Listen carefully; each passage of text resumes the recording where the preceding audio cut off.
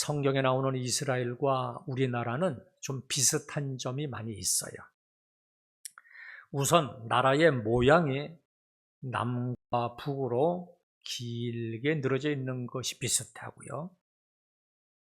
그리고 남쪽과 북쪽으로 갈라져 있는 것도 비슷하고, 또 지정학적으로 강대국들 사이에 끼어 있어서 끊임없이 침략을 받아온 역사도 비슷해요. 본문의 이스라엘은 남유다와 북이스라엘로 분단되어 있었는데 주변에 두 개의 강대국이 있었어요. 기존 강대국이었던 애굽이라고 하는 나라가 있었고, 신흥 강대국으로 떠오르는 바벨론이 있었어요. 이처럼 이스라엘은 이 두 나라 사이에 끼어 있었는데 국론이 두 파로 나뉘어졌어요. 기존 애굽의 힘을 의지하자는 쪽이 있었고요, 바벨론의 힘을 의지해야 된다는 쪽이 있었어요. 그런데 당시의 왕들은 정신을 못 차렸어요. 무능했고 신앙적으로도 하나님을 섬기지 않았어요. 권력을 가진 사람들은 백성들을 잘 돌보지 않았고 자기의 배만 채우기에 급급했어요. 이러할 때 활동한 선지자가 예레미야였어요. 선지자는 왕의 권력을 견제하면서 왕이 하나님의 뜻대로 통치하도록 도와주는 사람이에요. 20여 세쯤에서 예레미야가 선지자로 부름을 받았어요.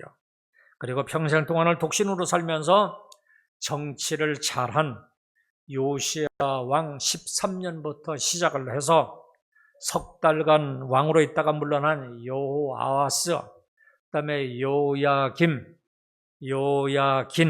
그리고 유다의 마지막 비극적인 왕 시드기야 왕 11년까지, 그러니까 5대에 걸쳐서 40년 동안이나 선지자로 활동을 했어요. 예레미야는 이스라엘은 망할 것이니까 바벨론에 항복하라 이렇게 외쳤어요. 그러니 사람들이 좋아할 리가 있겠어요? 그 당시 사람들은 하나님이 계시는 예루살렘은 결코 망할 수 없다 하는 신학을 가지고 있었어요. 그래서 예레미야가 하나님의 말씀을 전할 때마다 치욕과 모욕거리가 되었어요. 매국노로 생각을 했어요. 왕도 제사장도 백성들도 예레미야가 전하는 하나님의 말씀을 듣지 않았어요. 오히려 전하는 말씀을 불태워버렸어요. 예레미야 36장 23절입니다. 여후디가 서너 쪽을 낭독하면 왕이 칼로 그것을 연하여 베어 화롯불에 던져서 두루마리를 모두 태웠더라. 보세요. 기록된 말씀을 낭독하면 왕이 직접 그것을 칼로 베어서 화롯불에 태웠어요. 하나님의 말씀을 업신여긴 거예요. 뿐만 아니라 예루살렘이 멸망하는 것을 막고 생명을 보존하기 위해서는 항복을 해야 됩니다 하고 자꾸 계속해서 권면을 하니까 결국은 예레미야를 잡아서 옥에 가두어 버렸어요. 거짓 선지자들이 계속해서 평화가 있을 것이라고 하니까 그 말을 믿은 거예요. 예레미야가 눈물을 흘리며 미친 사람처럼 멍해를 하고 하나님의 말씀을 전하지만 듣지를 않아요. 그래서 예레미야를 고난을 당한 눈물의 선지자라 그래요. 그 눈물의 선지자 예레미야가 지은 5편의 시를 모은 것이 있는데 그것이 바로 예레미야 애가라 그래요. 하나님의 심판으로 하나님의 임재의 상징이었던 성전이 무참히 파괴되었어요. 성전에 있는 거룩한 도성 예루살렘도 파괴되었어요. 많은 사람들이 살육을 당하고 포로로 끌려갔어요. 이와 같은 예루살렘 대함락 사건을 온몸으로 체험을 하면서 그 폐허의 현장에서 눈물로 애통하면서 쓴 시가 바로 예레미야 애가예요. 예루살렘 함락에 대해서 열왕기하에도 그렇고 역다해에도 그렇고 예레미야, 에스겔에도 기록이 되어 있는데 이러한 역사책들과 이 애가가 좀 다른 점이 있는데 이 애가에는 저자의 감정이 잘 드러나 있어요. 예루살렘의 멸망을 바라보면서 애통해하는 예레미야 선지자의 모습이 잘 표현되어 있고, 그러면서도 끝까지 소망을 버리지 않는 예레미야의 신앙 감정도 잘 표현이 되어 있어요. 이러한 역사적인 배경을 염두에 두고 오늘 본문을 이해해야지 돼요. 우리들도 인생을 살다가 보면 이 정도는 아니더라도 얼마든지 크고 작은 어려움을 당할 수가 있어요. 이러할 때 우리들은 어떻게 해야만 하는가? 그저 모든 것을 포기하고 절망하며 쓰러져 있을 수만은 없잖아요. 그러한 상태에서 벗어나고 새 힘을 얻고 소망을 가지고 인생을 살 수 있는 방법이 무엇인가? 오늘 말씀을 들을 때 깨닫는 은혜가 있기를 주님의 이름으로 축원합니다. 제일 먼저 고난만을 생각하며 낙심하지 말고 하나님을 바라보며 소망을 가져야 돼요. 그러기 위해서는 기도해야지 돼요. 그래서 오늘 본문을 보면 오늘 본문은 예레미야의 기도로부터 시작을 합니다. 19절 한번 보세요. 내 고초와 재난, 곧 쑥과 담즙을 기억하소서. 이거 지금 기도하고 있는 거잖아요. 자기의 고초를 누구에게 기억하라고 기도하나요? 하나님께서 기억해달라고 기도를 해요. 이것은 자기는 고초와 재난을 기억하지 않겠다는 거예요. 그러니까 자신의 상황을 자신이 붙들고 고집하며 좌절하는 것이 아니라 그것을 하나님께 다 맡겨버리는 거예요. 다 하나님께 의탁해버리는 거예요. 하나님은 이런 말씀을 하시거든요. 잠언 16장 3절에 보니까 너의 행사를 여호와께 맡기라. 그리하면 너의 경영하는 것이 이루리라. 시편 37편 5절에 보면 너의 길을 여호와께 맡기라. 저를 의지하면 저가 이루시고. 이 말씀에 의하면요, 인생의 고초와 재난, 쑥과 담즙을 주님께 다 맡겨버리는 것이 바로 하나님의 뜻대로 하는 거예요. 자꾸만 이런 것들을 내가 기억하려고 하면 안 돼요. 맡긴다는 것은 내가 기억하는 것이 아니에요. 그것을 붙들고 늘어지는 것이 아니에요. 그렇다면 하나님의 뜻대로 나의 문제를 주님께 맡기는 기도를 할 수 있기를 주님의 이름으로 축원합니다. 이렇게 하나님을 바라보면 소망을 가지게 돼요. 자기의 문제에 집착하면 벗어날 길이 없지만 하나님을 바라보면 소망이 생기고 길이 열리는 거예요. 절망적인 상황에서도 소망을 품게 되는 근거가 무엇인가? 22절 한번 보시기 바랍니다. 여호와의 인자와 긍휼이 무궁하심으로 우리가 진멸되지 아니함이니이다. 우리가 진멸되지 않은 이유가 지금 뭐라고 하고 있어요? 하나님의 인자와 긍휼이 무궁하기 때문이에요. 인자는 하나님이 우리에게 주시는 무한하신 사랑을 말해요. 하나님의 사랑은 우리의 행위를 보시고 하는 사랑이 아니에요. 하나님이 주권적으로 우리를 자녀 삼으셨고 영원히 우리와 함께 하시면서 우리를 도우시고 책임지시고 사랑하시겠다 언약하셨어요. 변함이 없으신 하나님이 우리를 무한히 사랑하시는 거예요. 이러한 사랑을 가지고 우리를 긍휼히 여겨주시는 거예요. 그래서 하나님의 긍휼하심은 끝이 없어요. 따라서 우리는 결코 진멸되지 않아요. 그 어떤 것도 우리를 하나님의 사랑에서 끊을 수가 없어요. 환난이나 공고나 박해나 기근이나 적신이나 위험이나 칼이나 그 어떤 것도 십자가의 피값으로 산 우리들을 하나님의 사랑에서 끊을 수가 없어요. 본문 23절 보세요. 이것들이 아침마다 새로우니 주의 성실하심이 크시도소이다. 하나님의 인간처럼 변하는 분이 아니에요. 하나님의 인자와 긍휼은 영원토록 변함이 없어요. 이러한 하나님의 성실하심을 생각을 하니까 아침마다 하나님의 은혜가 새로운 거예요. 그래서 예레미야가 이런 고백을 그 다음 절에서 하고 있어요. 24절 한번 보세요. 내 평생에 이르기를 여호와는 나의 기업이시니 그러므로 내가 그를 바라리라 하도다. 여호와는 나의 기업이라 이렇게 고백을 하고 있어요.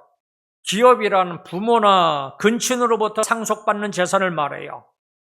기업은 한 생명의 생존의 필수적이에요. 하나님의 나의 기업이라 하는 것은 하나님만이 나의 최고의 가치고 소망이라는 말이에요. 모든 소망이 사라진 것 같은 절망적인 상황이지만 나의 기업이 되시는 하나님이 계시기에 나는 절망하지 않는다는 거예요. 다 없어져도 하나님은 나와 함께 계십니다. 하나님 한 분이면 우리는 만족할 수 있어요. 건강이 문제가 아니고 돈이 문제가 아니고 이 땅을 창조하시고 섭리하시는 하나님 한 분만 있으면 어디서든지 어떤 상황이 있어든지 우리는 살아갈 수가 있어요. 하박국 선지자도 이런 고백을 했어요. 무성하지 못하고 열매가 없고 소출도 없고 먹을 것도 없고 양도 없고 소가 없을지라도 없고 모든 것이 다 없을지라도 나는 여호와로 말미암아 즐거워하고 나의 구원의 하나님으로 말미암아 기뻐하리라 그랬어요. 하나님이 나의 힘이 되시고 결국은 나를 높은 곳으로 다니게 하실 것이기 때문입니다. 사랑하는 성도 여러분, 우리에게 인자와 긍휼이 무한하신 하나님이 계십니다. 나의 기업이 되시는 하나님이 계세요. 어려운 상황을 바라보지 마시고 나에게 힘을 주시고 나를 높이 들어주실 하나님을 바라보시기를 바랍니다. 그래서 어려움 가운데 있겠지만 그럼에도 불구하고 소망을 가질 수 있기를 주님의 이름으로 축원합니다. 그리고 두 번째로 고난으로 인하여 원망하거나 낙심하지 말고 인내함으로 기다려야지 돼요. 본문 25절부터 보세요. 기다리는 자들에게나 구하는 영혼들에게 여호와는 선하시도다. 사람이 여호와의 구원을 바라고 잠잠히 기다림이 좋도다. 여기 하나님이 어떤 분이라고 소개를 해요? 기다리는 자들에게나 구하는 영혼들에게 선하시다. 대체로 사람들은 징계를 당하면 원망하고 낙심해요. 지금 이스라엘이 당하는 고난의 이유가 뭐예요? 바벨론의 포로로 잡혀가는 이유가 뭡니까? 예레미야가 지금 그 엄청난 고난의 현장에 있는 이유가 뭐예요? 예레미야가 3장 1절에 보니까 여호와의 분노의 매로 인한 것이에요. 저들이 하나님을 떠났기 때문에 하나님이 분노의 매를 드신 거예요. 성도가 당하는 고난에는 세 가지가 있다고 합니다. 우선 연단으로서의 고난입니다. 학생들이 공부를 하고 군인들이 훈련을 받는 고난. 성경에 보면 요셉과 같은 사람이 당하는 고난이에요. 아무런 잘못이 없는데도 노예로 팔려가고 억울하게 감옥에 갇히기도 해요. 그러나 나중에 알고 봤더니 이것은 하나님이 요셉을 애굽의 국무총리로 삼기 위해서 훈련시키는, 연단시키는 것이었어요. 그리고 자발적으로 당하는 고난도 있어요. 하나님의 나라를 위해서, 의를 위해서, 신앙을 지키기 위해서 스스로 당하는 고난입니다. 피하면 얼마든지 당하지 않을 수도 있어요. 독립운동을 안 하면 감옥에 안 가도 돼요. 스스로 좁은 길을 선택하는 고난이에요. 다니엘과 세 친구가 이런 고난을 당했어요. 신앙을 지키기 위해서 사자굴 속에 들어가기도 하고 풀무불 속에 시련을 당하기도 했어요. 바울과 실라도 이런 고난을 당하였고 스데반도 이런 고난을 당했어요. 그리고 징계로서의 고난도 있어요. 이것은 죄를 지었을 때 당하는 고난입니다. 날마다 술을 먹다가 간경화에 걸리는 고난이에요. 요나가 하나님의 말씀을 어기고 반대로 가다가 풍랑을 만나는 고난을 당했습니다. 처음에는 달콤하고 잘 되는 것 같지만 결국은 고난이 기다리고 있어요. 그래서 먼저 성령을 통해서 우리 양심에 조용히 충고하십니다. 이럴 때 깨닫고 돌이키면 되는데 듣지 않고 회개하지 아니하면 고난의 채찍이 기다리고 있어요. 육신의 질병일 수도 있고 사업의 실패일 수도 있고 불의의 사고의 고난일 수도 있어요. 그러면 왜 이런 고난을 주시는가? 우리가 하나님의 자녀이기 때문에 그래요. 그대로 두면 결국은 아주 망하거든요. 그리고 우리를 사랑하기 때문에 그래요. 마치 아비가 자식을 징계하는 마음으로, 사랑하는 마음으로 잘 되기를 원하는 마음으로 징계하는 거예요. 결국은 우리를 위해서 고난을 허락하시는 겁니다. 그러므로 징계로 인한 고난이 올 때는 속주 회개해야 돼요. 끝까지 고집하면 더 망가질 뿐이에요. 그런데 깨닫고 돌이켰는데도 바로 회복이 되지 않을 수도 있어요. 그럴 때는 기다리는 거예요. 회복될 때까지 기다리는 거예요. 하나님의 사랑을 확신하고 인내하며 겸손하게 기다리는 거예요. 참 소망한 인내의 기다림을 동반하는 거예요. 근신하며 잠잠히 기다리는 거예요. 하나님은 기다리는 자를 외면하지 아니하시고 반드시 선을 베풀어 주십니다. 진심으로 하나님을 의지하며 소망을 가지고 하나님의 은혜를 주실 것을 믿고 기다리는 자에게는 반드시 선으로 인도하십니다. 기다리는 것은 하나님이 선을 베푸실 때까지 믿음으로 기다리는 거예요. 이것은 마치 기도의 정의와도 같아요. 기도가 뭐예요? 내가 하고 싶은 말만 다 하고 끝나는 것이 아니잖아요. 하나님께서 응답해 주실 때까지 믿음으로 기다리는 것까지가 기도라 그랬어요. 마찬가지로 고난을 당할 때 속히 돌이키고 하나님의 선을 베풀어 주실 때까지 인내하면서 기다리는 거예요. 흔들리지 말고 끝까지 기다리는 거예요. 그러면 우리를 사랑하시는 하나님은 반드시 우리를 선하게 인도해 주시는 겁니다. 연단으로서의 고난이든 자발적으로 당하는 고난이든 징계로서의 고난이든 인내하며 기다림으로 선한 길로 인도하시는 하나님을 경험할 수 있기를 주님의 이름으로 축원합니다. 그리고 마지막으로 고난을 당할 때 우리가 잊어버리지 말아야 될 것이 있는데 그것은 하나님의 본심입니다. 본심이 무엇인가? 제가 네이버 좀 이렇게 찾았더니요, 이렇게 되어 있더라고요. 본디부터 변함없이 그대로 가지고 있는 마음. 그러니까 고난을 당할 때는 하나님이 원래부터 변함없이 가지고 있는 마음을 기억해야지 돼요. 그러면 우리를 향하신 하나님이 원래부터 가지고 있는 마음이 무엇인가? 오늘 본문 33절을 보세요. 우리 다 같이 읽겠습니다. 이것은 주께서 인생으로 고생하게 하시며 근심하게 하심은 본심이 아니시로다. 하나님의 본심은 우리가 고생하며 근심하는 것이 아니라는 거예요. 다시 말하면 하나님이 우리를 미워해서 고난을 주시는 것이 아니라는 말이에요. 고난을 통해서 주시고자 하는 교훈이 있기 때문이고 또한 고난을 주실 수밖에 없는 상태이기 때문에 그래요. 예수님이 이방 여인, 수로보니게 여인에게 좀 심한 말을 하잖아요. 주님께서 어떻게 이렇게까지 말씀을 하실 수 있는가? 예수님의 본심이 무엇이었어요? 그 딸을 고쳐주기 위해서 그 여인의 믿음을 테스트하신 것이었잖아요. 그러니까 하나님은 징계를 통해서 우리를 일시적으로 고통스럽게 하실지라도 근본적으로 우리를 향하여 품고 계신 본심은 선한 마음이에요. 우리를 축복하기 위한 마음이에요.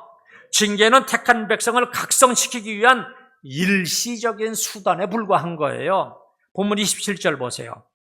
사람은 젊었을 때 멍에를 매는 것이 좋으니, 왜 이런 말씀을 하시는 거예요? 젊었을 때 멍해라. 이것은 고난이 그것이 최종적인 상황이 아니라는 것이잖아요. 그리고 제 경험으로는요, 젊었을 때 멍에는 요셉처럼 연단으로서의 고난이 많기 때문일 거예요.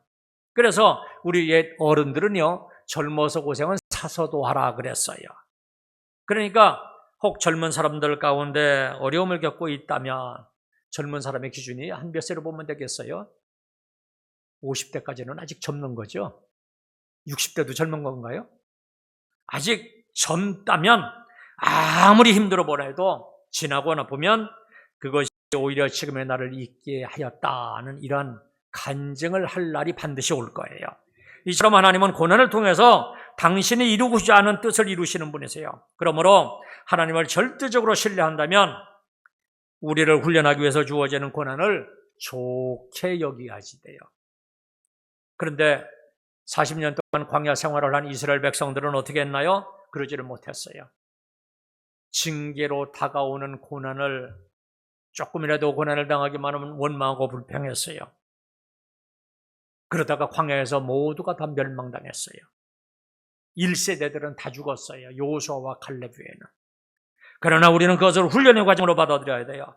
나의 유익을 위해서 주었다고 받아들여야 돼요. 로마서 5장 3절 이하입니다. 다만 이뿐 아니라 우리가 환난 중에도 즐거워하나니 이는 환난은 인내를, 인내는 연단을, 연단은 소망을 이루는 줄 알미로다. 시련은 성장의 법칙이에요. 우리는 징계를 통해서 더욱 성숙해지는 거예요. 우리의 인격은 세상의 폭풍과 긴장을 통해서 만들어지는 거예요. 서양 격언에 이런 말이 있어요.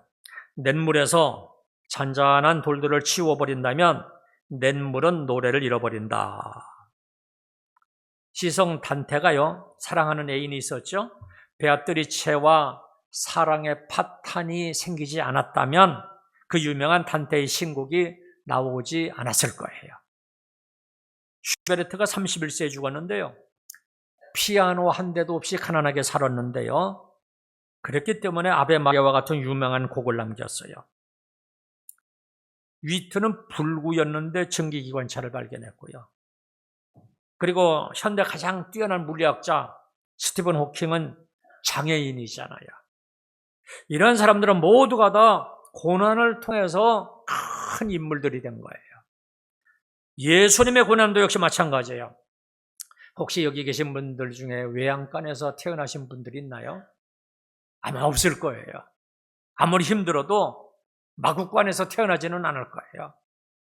그리고 예수님은 태어나자마자 잔인한 헤롯 왕의 칼날을 피해서 애굽 땅으로 피난 생활을 했습니다. 그리고 시골 나사렛에서 가난한 목수 생활을 했어요. 머리 둘 곳도 없는 무주택자였고요. 결혼을 한 번 못한 노총각으로 33세에 그 무서운 십자가를 지셨습니다. 나무에 달려 죽은 자마다 저주를 받는 것인데 저주를 받고 나무로 만든 십자가에서 죽으셨어요. 그것도 자기 제자에 의해서 은 30냥에 팔렸고요. 수제자라고 하는 베드로는 예수님을 3번씩이나 부인했어요. 고난의 연속이었어요. 그런데 하나님께서는 이러한 예수님을 어떻게 하셨는가? 다시 살리셨어요. 그리고 하늘로 올리우시고 하나님 보좌 우편에 앉히셨어요. 그리고 모든 사람이 그 이름 앞에 무릎을 꿇게 했어요. 우리의 구세주로 삼으셨어요. 이것을 보면 고난은 복의 근원이신 하나님이 자기를 바라보고 의지하도록 하는 거예요. 그렇다면 고난은 축복의 기회가 되는 거예요. 인생은 고난을 통해서 연결게 되어 있어요. 이렇게 보면 고난은 때로는 하나님이 주시는 선물이기도 해요. 암에 아픔이 있다 그러면 이게 조기에 발견돼서 암으로 죽는 사람이 확 줄어들 거예요. 그러나 암은 심각해질 때까지 아픔이 없기 때문에 문제가 되는 거예요. 그렇다면 때로는 이 아픔도, 내가 아픔을 느끼는 것도 좋은 것으로 받아들여야지 돼요. 인정하고 고난을 감수해야 된다는 의미로 말씀을 드리는 거예요. 그렇다면 하나님으로부터 징계를 받았을 때 마땅히 취해야 될 자세가 무엇인가? 오늘 본문 29절 보세요. 그대의 입을 땅에 티끌이 될지어다. 혹시 소망이 있을지라다. 이것은 하나님의 뜻을 온전히 순종해야 된다는 의미예요. 여기 티끌은 진흙이나 먼지를 말해요. 입을 특별해야 된다는 말은 티끌이 입에 닿을 정도로 하나님께 머리를 숙여서 몸과 마음으로 완전하게 하나님께 복종하라는 의미예요. 이처럼 고통을 당할 때 순종해야지만 성숙해지고 복이 임하는 거예요. 받아들이고 순종해야 고통은 열매를 맺게 하는 수단이 되는 거예요. 모세, 아브라함, 다윗, 욥, 요셉, 바울 이런 신앙의 사람들이 고난을 겪으면서 배운 것이 과연 무엇일까? 순종이잖아요. 순종. 그러면 어떻게 그런 상황에서 이렇게 순종할 수 있었을까? 그것은 하나님의 본심을 알았기 때문에 그래요.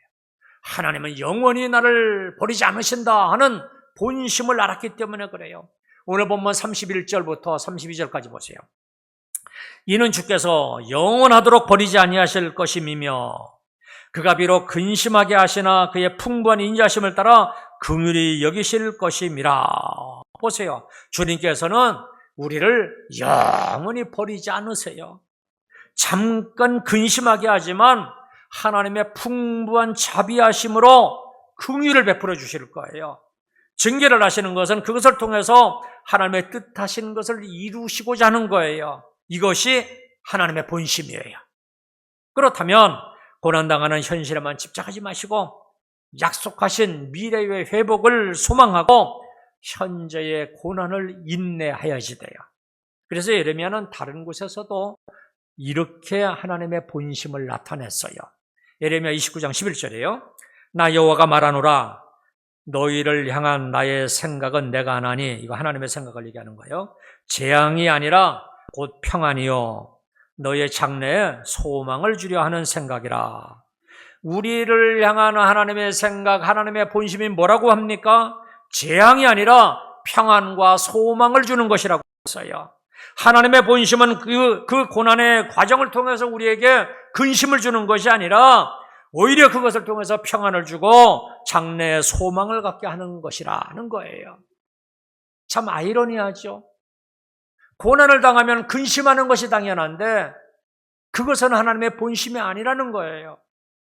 오히려 그 고난을 통해서 우리를 평안하게 하고 장래의 소망을 갖게 하기 위해서 하나님께서 허락하시는 거라는, 이게 하나님의 본심이에요. 사랑하는 성도 여러분, 예수님을 믿고 하나님의 자녀된 우리들은 하나님의 본심을 알 수 있어야 돼요. 사람이 가장 속상할 때가 언제예요? 상대방이 내 마음을 몰라줄 때잖아요. 내 자녀가 부모님의 마음을 몰라줄 때 부모님의 마음은 찢어지잖아요. 우리 하나님도 마찬가지예요. 그렇다면 우리들은 하나님의 본심을 알아야지 돼요.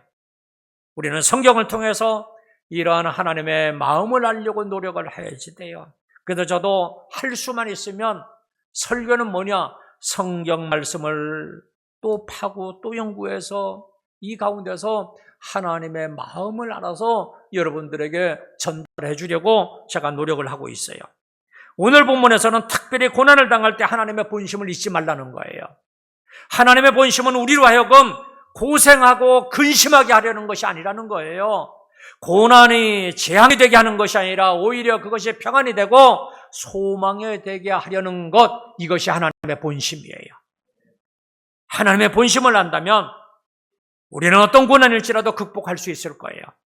고난을 통하여 더욱 하나님을 바라볼 것이고 얼마든지 인내하면서 기다릴 수 있을 거예요. 고난을 통하여 우리를 축복하시려는 하나님의 본심을 알게 될 거예요. 지금 어떤 형편 가운데 있든지 하나님의 본심을 알아서 힘을 얻고 승리의 삶을 살아갈 수 있기를 주님의 이름으로 축원합니다. 그냥 기도하겠습니다.